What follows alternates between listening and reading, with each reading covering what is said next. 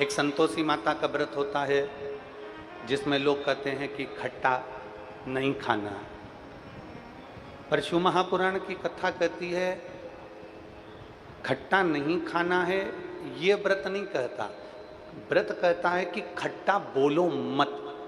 जिस दिन हमारा व्रत है, जिस दिन हम उपवास कर रहे हैं, जिस दिन हम व्रत धारण कर रहे हैं, जिस दिन हम व्रती हैं, जिस दिन हमने सोमवार का व्रत करा, मंगलवार का व्रत करा, बुधवार का व्रत करा, गुरुवार का व्रत करा, शुक्रवार शनिवार का व्रत करा, जिस दिन हम कोई श्रेष्ठ व्रत करते हैं, पशुपतिनाथ का व्रत कर रहे हैं, तीज का व्रत कर रहे हैं, चतुर्थी का व्रत कर रहे हैं, छठ का व्रत कर रहे हैं, जिस दिन हमारा व्रत है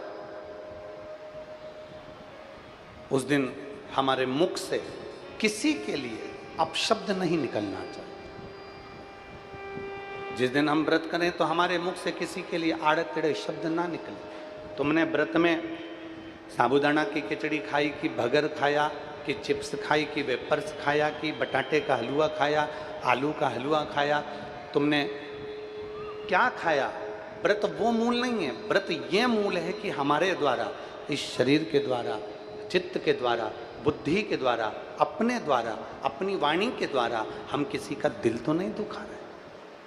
अब हमने व्रत कर लिया और बहुत घोर व्रत किया हमने, और व्रत करने के बाद यदि हम किसी का दिल दुखा दें, व्रत करने के बाद हम किसी को अपशब्द कह दें, व्रत करने के बाद हम किसी के लिए आड़ा टेढ़ा कह दें, तो वो व्रत की मूलता नहीं है हमारा। ऐसे व्रत को मेरा महादेव भी स्वीकार नहीं करता।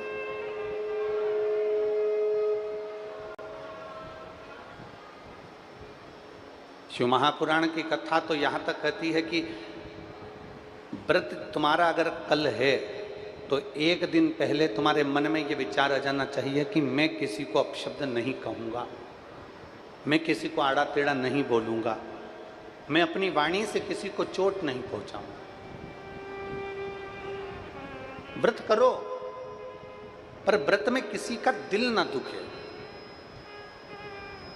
एक तो बड़ी मुश्किल से तो ये मानव का देह मिलता है, और बड़ी मुश्किल से यह मानव का देह प्राप्त हो गया, और उस देह को प्राप्त करने के बाद भी अगर हम छल में, कपट में, बेईमानी में, प्रपंच में अपनी जिंदगी को अगर निकाल रहे हैं तो वो बेकार है।